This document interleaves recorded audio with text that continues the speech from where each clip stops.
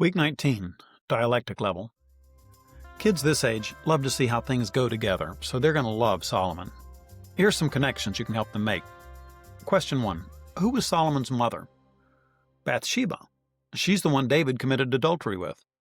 But Solomon wasn't the baby who was conceived while her husband Uriah was still alive.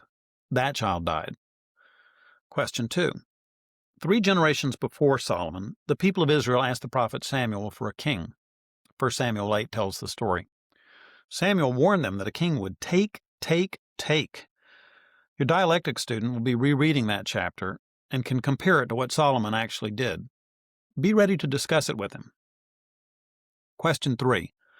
Solomon drafted Israelites to work on his projects. How many Israelite men had to work for him each month? Answer. 10,000 men worked for him each month, then took 2 months off, and then came back and went to work again.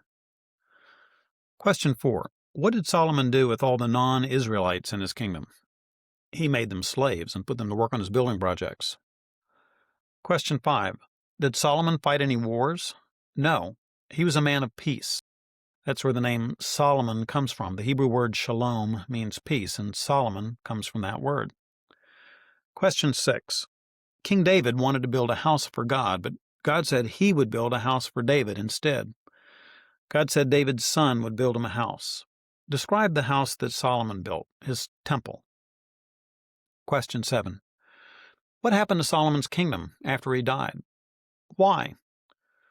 Answer. 10 of the 12 tribes rebelled against Solomon's son Rehoboam. There were 2 reasons why.